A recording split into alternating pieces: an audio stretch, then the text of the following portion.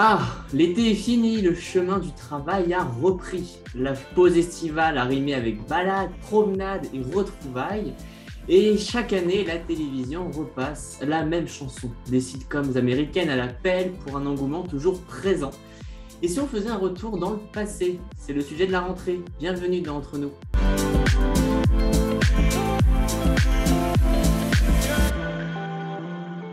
Et quel plaisir, chaque année le même, si ce n'est peut-être même mieux d'ailleurs, de te retrouver, Shannon, pour cette troisième saison. Comment vas-tu pour cette rentrée? Ça va bien et toi? Je suis trop contente de vous revoir. Bah ouais, mais pareil, ça fait longtemps qu'on s'est pas retrouvé face à une caméra et aujourd'hui on va beaucoup parler parce qu'on a décidé de revoir un petit peu la copie pour vous proposer un format légèrement nouveau d'entre nous. On va parler toujours d'une œuvre, mais cette fois-ci, on la contextualisera autour d'une thématique pour élargir notre réflexion. Il y aura les questions de Flo qui reviendront. Shannon me les a réclamées tout cet été. Shannon, je t'ai Oh écouté oui, et on fera la part belle aux anecdotes parce qu'on sait que vous aimez ça et nous aussi, d'ailleurs ça tombe bien. Et pour ce premier numéro, on a décidé de le dédier aux sitcoms américaines, comme je l'ai évoqué tout à l'heure. Shannon, c'est quelque chose avec lequel tu es presque autant familière que moi. On a grandi avec ça durant les années 2000. Je ne sais pas, est-ce que tu peux me citer quelques séries des années 2000 américaines qu'on a regardées? alors forcément il y avait Malcolm, même si je m'en souviens pas beaucoup, mais surtout et surtout Ma famille d'abord. Et oui, Ma famille d'abord, qui est finalement l'œuvre centrale de cette émission. Alors, il y en a d'autres, effectivement, Malcolm, il y avait Tout le monde déteste Chris. Je ne sais pas si tu te rappelles de cette série. Non, pas du tout. C'était moins fun que Ma famille d'abord, mais ça mettait en avant une famille. Il y a des séries plus modernes, hein. Maintenant, il y a Modern Family, il y a The Middle, donc, qui existe depuis quelques années maintenant, qui sont diffusées en France. La particularité de ces séries, c'est qu'elles mêlent humour et séquences de sincérité, parfois de remise en question. Et c'est un peu cette patte américaine qui s'est imposée en France dans les années 2000 et les Français ont été très friands dès le début avec des audiences qui ont explosé et qui continuent de faire recettes à la télévision encore aujourd'hui, on en reparlera. La France a essayé de s'y mettre à sa manière. On a Scène de ménage en famille ou Fais pas ci, fais pas ça, qui sont entre guillemets les plus connus dans la thématique des sitcoms américaines mettant en avant des familles. Bon, on va rentrer dans le vif du sujet. Est-ce que Shannon, tes méninges sont prêts? Je crois. Eh ben, c'est ce qu'on va voir maintenant. On va tester tes connaissances avec les questions de Flo Flo.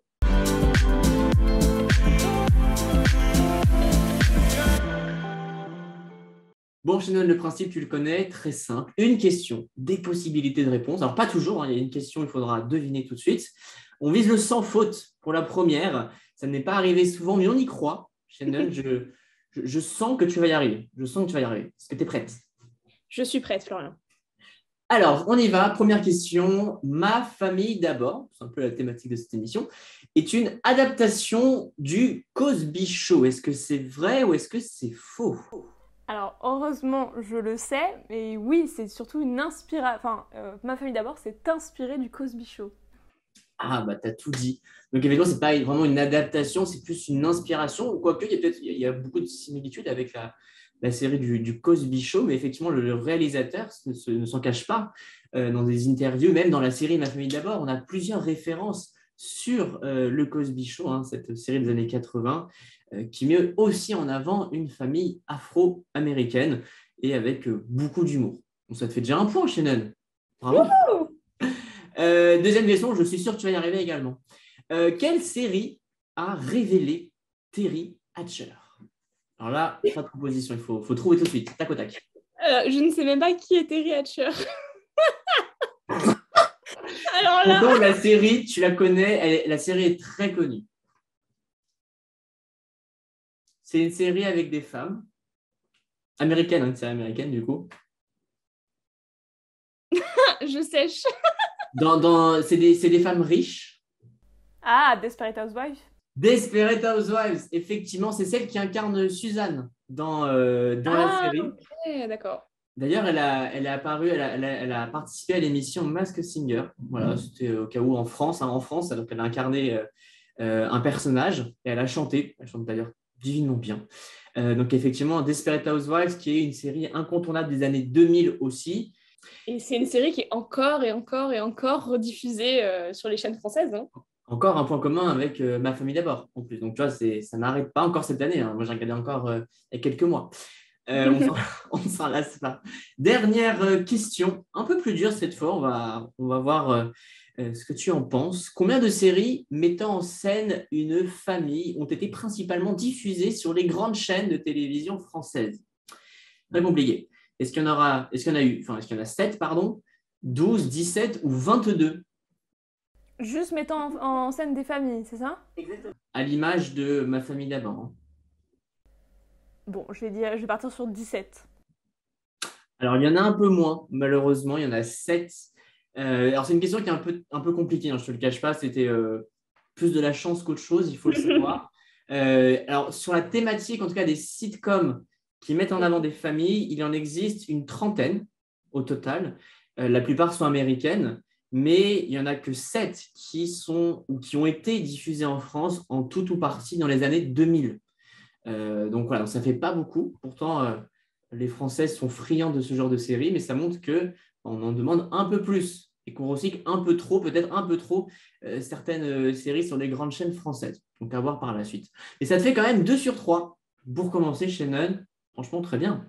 Pas trop mal, c'est pas trop mal. Même si la deuxième, tu m'as aidé quand même. Hein. Oui, mais bon, c'était une remise en forme et la prochaine fois, ce sera en complète autonomie. OK? Pas de souci. Bon, après cette parenthèse question-réponse, on enchaîne avec l'œuvre du mois.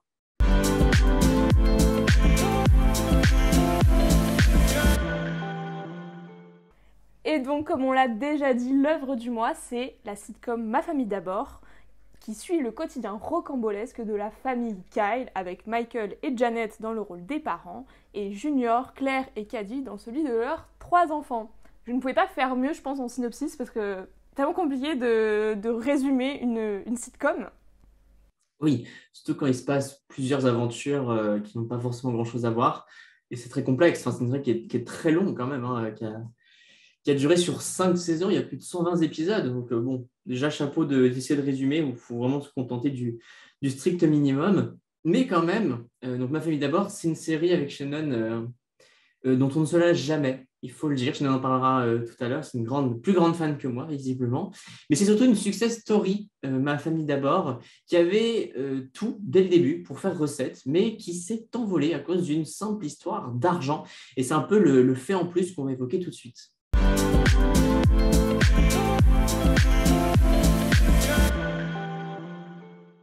Alors, si l'on devait traduire littéralement le titre américain de la série, ça donnerait Ma femme et mes enfants. C'est My Wife and Kids.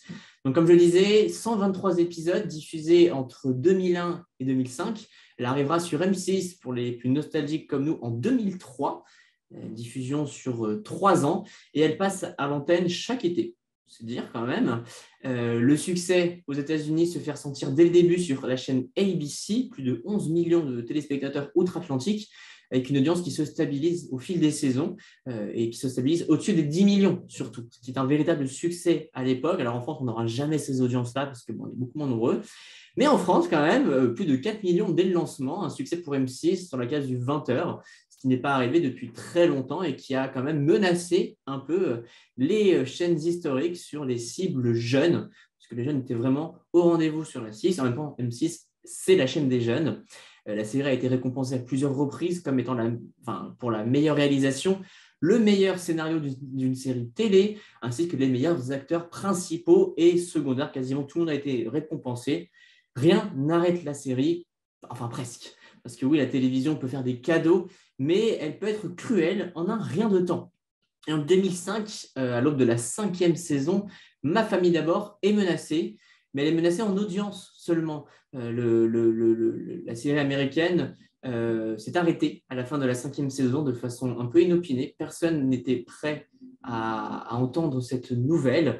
La décision de la chaîne est la suivante, c'est qu'en fait, il y a un nouveau programme qui est arrivé sur la chaîne concurrente, la Fox, qui est la nouvelle star, et qui a sérieusement mis à mal la série en termes d'audience. Il y a quasiment 3 millions de téléspectateurs qui ont quitté Ma famille d'abord, ce qui est quand même ce qui peut être une catastrophe économique hein, pour la chaîne ABC.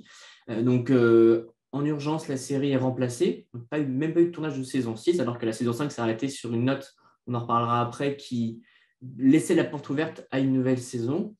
Mais que les fans se rassurent, ça reste une grave erreur pour la chaîne ABC, parce que la remplaçante de Ma famille d'abord n'a pas fait mieux en audience, elle a même fait pire. Donc il valait peut-être mieux conserver Ma famille d'abord. On passe à l'analyse.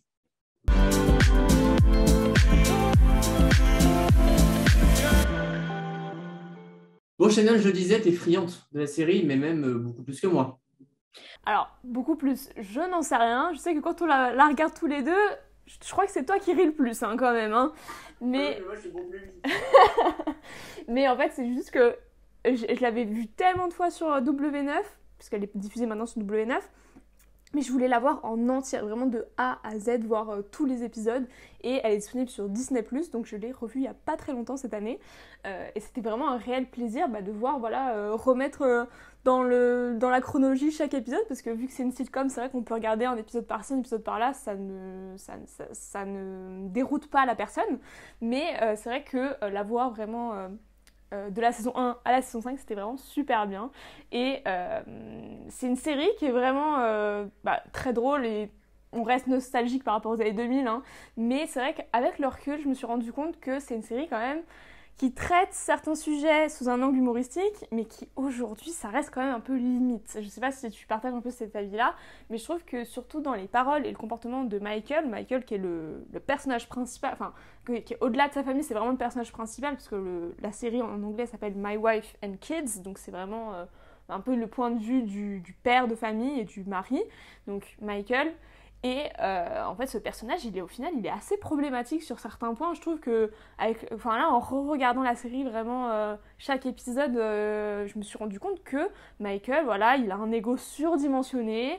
Il traite son fils junior comme un gamin tout le temps, sans arrêt. Il le rabaisse à un gamin alors qu'il déplore après qu'il n'est pas assez mature. Il veut tout le temps contrôler la vie de Claire. Et il est assez... je sais pas. Moi, je trouve que c'est super problématique. Il est très moralisateur, pardon. Donc c'est vrai que ça... Je sais pas. Moi, c'est vrai qu'à certains moments, ça m'a un peu... juste là. Ouh, Michael, faut se calmer là. Ça peut lui faire défaut quand même, comme tu disais. C'est ça, en fait ça lui fait quand même défaut plusieurs fois dans la série, donc c'est assez marrant quand c'est joué sous cet angle-là, mais c'est vrai que c'est pas tout le temps le cas. C'est-à-dire que beaucoup quand même de ces comportements sont quand même, ils sont accueillis normalement, alors que, voilà. Mais c'est vrai que dans certains épisodes, ça lui fait défaut, c'est lui qui se ridiculise à la fin, donc ça devient drôle, mais c'est vrai que voilà, je pense qu'aujourd'hui, depuis les années 2000, les choses ont évolué, les mentalités aussi, et du coup je pense que, voilà, revoir cette série ou même la voir tout court, c'est génial parce qu'il y a tellement de choses cultes, c'est tellement drôle. Mais à côté, il faut quand même prendre du recul et comprendre que certaines choses sont problématiques aujourd'hui. C'est vrai que c'est une série qui ferait polémique et c'est une série qui est révélatrice de ce changement radical de mentalité dans une société où on ne peut plus dire ce qu'on veut ou de la façon qu'on veut, parce que ça va être décortiqué, ça va être déformé, et voilà, ça reste un peu dommage aujourd'hui qu'on puisse plus parler de tout en toute liberté.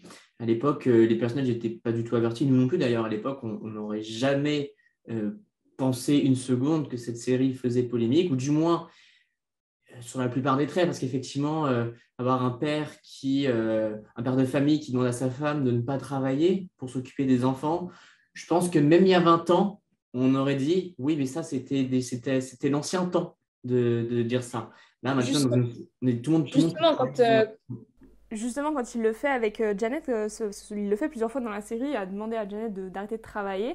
Ce qui est assez intéressant, c'est que ça, c'est problématique, mais vraiment, Janet va lui reprocher, va lui dire, mais tes vieux jeux... il y a vraiment... il y a quand même on va dire que Michael, il est problématique en soi, mais la série va aussi incriminer ce comportement-là elle le fait pas tout le temps, comme j'ai dit tout à l'heure, mais elle le fait quand même à certains moments. Et par contre, un truc, je trouve, où... alors, je pense que c'est aussi un gros changement de mentalité depuis les années 2000, mais c'est aussi le poids de Janet. Toute la série, on nous fait comprendre, et on fait comprendre à Janet qu'elle est grosse. Même ses enfants lui disent, etc. Et je trouve ça hyper choquant parce qu'en fait, quand tu regardes aujourd'hui, enfin, non. Je suis désolée, Janet, elle est pas grosse. Voilà, c'est quelqu'un qui a des formes, mais de là à dire qu'elle est grosse, il y a vraiment, alors c'est aussi le but des sitcoms où on exagère tout, mais là c'est vraiment exagéré à un point.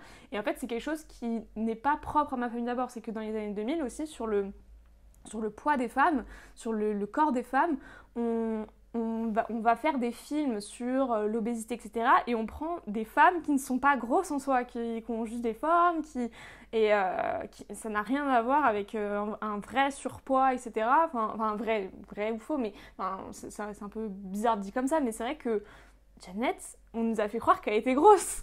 Enfin, je veux dire, pour des enfants, quand on est enfant et qu'on regarde ça, enfin, surtout les jeunes filles, ah bah, tu vois, enfin, c'est pas du tout... Enfin, c'est très problématique à ce niveau-là, pour le coup, tu vois. Je trouve que, du coup, une jeune fille qui va voir Janet, elle va se dire, ah, mais elle est grosse, et alors qu'en soi, pas du tout. Enfin, tu as le droit de ressembler à ça, et même, enfin, tu ressembles... Tant que tu es bien dans ton corps, tu ressembles à ce que tu veux, j'ai envie de dire.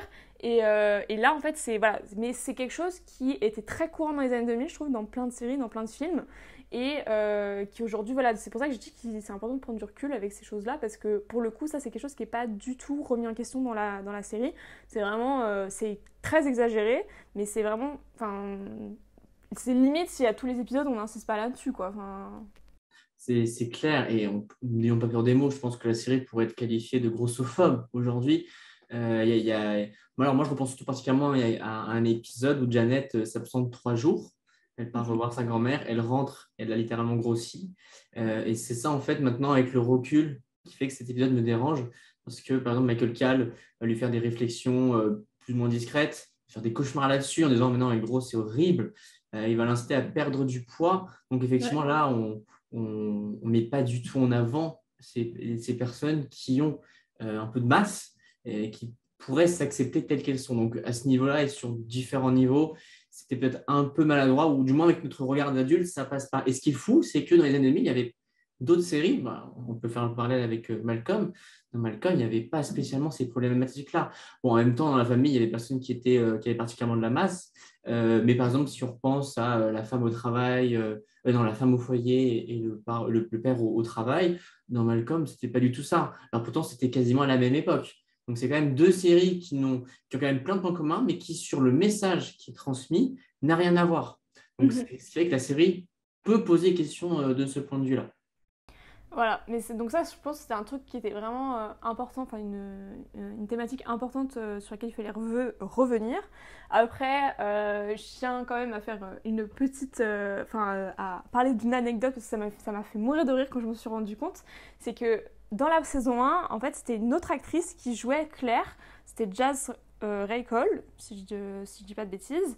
Et en fait, sa mère a voulu qu'elle arrête la série parce qu'elle n'était pas en accord avec les thèmes abordés dans le programme. Et donc, il a fallu la remplacer. Ils ont pris une autre actrice qui s'appelle Jennifer Freeman, qui, du coup, a fait la saison 2 à la saison 5. Donc, elle est beaucoup plus connue, etc. Même parfois, il y a des gens qui ne se souviennent pas que c'était une autre actrice qui l'a jouée dans la saison 1. Et en fait, c'est très drôle parce que quand j'ai revu ça cette année, ça m'a fait mourir de rire. C'est que le premier épisode de la saison 2, donc la nouvelle Claire arrive et Michael regarde sa fille et dit quelque chose du genre ah, tu as changé, on dirait une autre personne. Et en fait, ça m'a fait mourir de rire ce genre de choses parce que ce côté un peu, on brise le quatrième mur et on adresse vraiment le changement d'actrice, mais de façon assez subtile aussi. Bref, ça m'a fait mourir de rire, mais en tout cas, c'est vrai que je pense que la plupart des personnes préfèrent la deuxième Claire. Je ne sais pas si tu te souviens de la première Claire. Si, et moi, alors, elle m'agaçait un tout petit peu la deuxième. Après, je ne sais pas si c'est lié au personnage, mais la deuxième était plus drôle, même paraissait plus sympathique. Ouais, c'est ça. Il y avait, Après, alors, c'est un caractère. Carrément. Mais ça, tu vois, moi, je pensais, mais vu que toi, tu as regardé toute la série d'un coup, tu as ce recul-là, moi, je ne pensais pas qu'elle avait fait toute la première saison. Parce que là, à la télé, ils ne passent pas les épisodes dans l'ordre. Donc, en fait, il y a des moments où on la voit, une version de Claire, l'autre version. Donc, on ne sait vraiment jamais. Moi, je pensais que c'était que quelques épisodes seulement. Donc, bon. C'est ça, mais non, c'était vraiment toute la première saison. Mais après, je crois, si je dis pas de bêtises, la première saison est plus courte que les autres saisons. Donc, je suis pas sûre à 100%, mais il me semble que c'est le cas. Et du coup, c'est aussi pour ça qu'on la voit, enfin, qu'on la voit si peu, la première Claire. Parce que, voilà. Mais aussi, c'est la copine de Junior. Vanessa, il y a eu aussi un changement d'actrice. Alors je sais pas ce qui avait provoqué le changement d'actrice, et je sais plus exactement dans quelle saison c'était, mais il y a eu un changement d'actrice aussi, et on s'en rend pas forcément compte tout de suite. Alors, justement, c'est ça qui est. En fait, on le voit bien. Moi, je l'ai bien lu parce que c'est dans un épisode qui est en deux parties. C'est au moment de l'annonce où Vanessa annonce qu'elle est enceinte. Et en fait, la fin de la première partie, entre la fin de la première partie de l'épisode et le début de la deuxième partie de l'épisode, en fait, ils ont refait la même scène, mais il y a quand même des différences. Donc, l'actrice qui n'est pas la même, les acteurs principaux, les parents qui ne sont pas au même endroit. Enfin, en fait, du coup, il y a plein de choses qui changent. Là, ça se voit tout de suite. Et je crois que c'était temporaire pour le coup, ou c'était vraiment jusqu'à la fin de la saison. C'était vraiment en fait c'était vraiment un changement qui a duré après jusqu'à la fin de la série. Voilà. Mais ce que tu dis, en fait, c'est vraiment oui, parce qu'ils ont terminé une saison justement en suspense par rapport à l'annonce de la grossesse. Et en fait, quand ils ont recommencé la saison suivante, je pense pour rappeler un peu le contexte de ce qui s'était passé, ils avaient rejoué la scène, mais du coup, il y avait une autre actrice, comme tu as dit. Et j'avais remarqué aussi les changements et c'était trop bizarre. Et alors, en termes d'anecdotes, toujours, parce il y en a quand même pas mal, il y en a plusieurs. Moi, j'en ai retenu quatre autres. Ça se joue sur des détails. Hein. Toi, Sheldon, qui a regardé la série en entier, je ne sais pas si tu as remarqué, mais l'acteur qui incarne Tony, donc Andrew McFarlane, donc le petit ami de Claire, très religieux, avait incarné un autre personnage dans la série. Il en a incarné deux, en fait, dans la saison 1. Il a incarné Roger, qui à l'époque voulait quand même pécho Claire dans la saison 1. Et ça veut dire de la saison 2 qui l'apparaît en tant que Tony. Je ne sais pas si tu l'avais vu. Si, alors j'avais vu, en fait quand j'avais revu la saison 1, j'avais pas réalisé et c'est en fait en avançant, vu que moi je regarde, enfin au fur et à mesure de mes séries, je comptabilise les épisodes que j'ai vus avec l'application de TV Time qui est assez connue. En fait les gens peuvent mettre des commentaires à chaque épisode et dans les commentaires, les gens me disent ah mais c'était Tony, mais Tony qui en fait joue un autre rôle et je suis là ah ouais, enfin c'est des trucs comme ça où on se dit mais pourquoi pourquoi parce que surtout qu'en plus c'est pas du tout les mêmes personnages hein. Enfin, Tony à côté enfin c'était pas ouais c'était un enfin c'est Tony quoi. Ouais, c'est Tony, effectivement. Du coup, ça montre quand même qu'il y a eu des changements à plusieurs niveaux entre la première saison et la suite de la série. Alors, j'ai une autre anecdote. Alors, c'est plus pour votre culture personnelle, pour ta culture, Shannon. L'écart d'âge entre Tisha Campbell-Martin, qui incarne Janet, et George O'Gore, qui incarne Junior, dans la vraie vie, il n'est que de 13 ans. Dans la série, on pense que c'est plus. Moi, j'aurais jamais dit que c'était que 13 ans, alors que, ouais. Alors, dans la série, ils ont eu Junior jeune. Aussi, alors, dans la série, régulièrement, il y a des soucis de temporalité. Plusieurs fois dans un épisode, par exemple, ils vont dire ah bah genre on est mariés depuis 20 ans, mais en fait ils disent on s'est mariés quand Janet est tombée enceinte de Junior, alors que Junior du coup il a 16 ans, du coup comment on pouvait être marié depuis 20 ans alors que Junior a 16 ans et il y a plein d'erreurs comme ça. Franchement faites attention la prochaine fois que vous regardez des épisodes parce que il y a plein d'erreurs comme ça, c'est assez marrant. Et du coup oui normalement elle est tombée enceinte de Junior, je sais pas ouais elle devait avoir 17 ans. 17-18 ans peut-être. Et donc normalement, il y a un écart de 17-18 ans avec son fils. Et là, qui est que 13 ans, c'est trop bizarre. Ouais, non, mais c'est fou. Il y a une autre anecdote aussi, quelque chose moi, je n'avais jamais remarqué, que j'ai appris. Shannon, tu vas peut-être te rendre compte maintenant, aucune fête n'est célébrée dans la série, que ce soit Noël, Pâques, Thanksgiving, rien de tout ça. C'est vrai. Alors, il y a une des raisons, mais ça reste une rumeur, rien de bien officiel. Le réalisateur, donc incarne le père dans la série, serait un témoin de Jéhovah. Et du coup, ce ne serait pas spécialement en faveur de ces célébrations dans la série. D'accord. Donc voilà, c'est une des raisons, il y en a peut-être une autre, mais en tout cas, c'est la seule qui a avancé. Bon, ça ne change pas grand-chose en soi. Ça va peut-être apporter un petit plus à certains épisodes, mais il y avait tellement de sujets à aborder par épisode qu'en soi, c'était peut-être pas nécessaire d'en faire un peu plus. C'est clair, ouais, non, je trouve que ça n'impacte pas vraiment. On s'en passe en fait, hein, on se rend compte qu'on s'en passe. En fait, au final, les fêtes dans les séries, c'est plus une occasion de faire un épisode sur telle ou telle fête. Alors, c'est assez marrant, mais enfin, ça peut être assez sympathique, on va dire. Mais là, pour le coup, je trouve que aussi, ouais, c'est un caractère aussi universel, tu vois, de pas parler de fêtes. Il y a des gens qui fêtent pas Noël, il y a des gens qui fêtent pas Pâques. Bon, bah voilà, quoi, c'est pas très grave. On se rend compte qu'on peut s'en passer et que ça ne choque pas, je trouve. Non, mais c'est clair, c'est clair. Et alors, dernier point, avant de clôturer cette émission, la fin de la série. Alors, il y a une rumeur. Oh oui. Donc, la série, elle se termine par l'annonce de Janet qu'elle est enceinte de son côté. Donc, c'est là où on aurait dû avoir la saison 6 pour savoir ce qu'il en était, comment la famille aurait géré cette grossesse. Là encore, il y a plusieurs spéculations sur ce qu'aurait ressemblé la saison 6. Celle qui ressort, et notamment selon les rumeurs dans les couloirs de la production de l'époque, c'est qu'elle n'aurait pas... en fait, c'était une fausse annonce, elle n'aurait pas du tout été enceinte. En fait, il y aurait une erreur autour de ça. Sachant que dans l'épisode, elle apprend ça juste après, en fait, alors qu'elle avait demandé à Michael de faire une vasectomie. Et il l'avait pas fait, il s'était dégonflé et il lui avait pas dit, je crois, enfin dans mes souvenirs il lui dit pas, et donc là gros spoiler hein, pour la fin de la série si jamais, mais voilà, du coup il lui avait pas dit et donc elle tombe enceinte et donc ça pourrait être aussi faux, je peux le comprendre. Moi j'ai juste une question avant qu'on termine, Florian, quel est ton personnage préféré de Ma famille d'abord? Ah alors, d'ailleurs, avant de te répondre, c'est vrai que cette série elle a quand même la force d'avoir des personnages qui n'ont rien à voir. Tous très différents entre le père autoritaire, un peu la mère femme au foyer, un caractère bien trempé, le fils qui est traité comme un attardé, la fille Claire qui est un peu imbue de sa personne. Moi, je pense que c'est quand même, c'est pas une personne de la famille, mais c'est Franklin. J'allais dire la même chose. Ah, toi aussi. Franklin, je l'adore. Bon, lui, par contre, c'est vraiment poussé à l'extrême. Il sait tout, il a des diplômes, il a été prof, il a eu 2 vies en 8 ans. Ouais. Genre, c'est incroyable. Mais c'est aussi à lui qu'on doit quelques bonnes expressions, le enfin bref, surtout. Voilà, Donc, bref. ouais. Mais c'est vrai que, Le basket dong. les baskets tongs, oh là là là là. Je ne sais pas si ça a eu un effet de mode dans la société. Oh, on va avoir des baskets dong, mais c'était pas mal. C'était assez chiant quand même, hein, le bruit que ça faisait.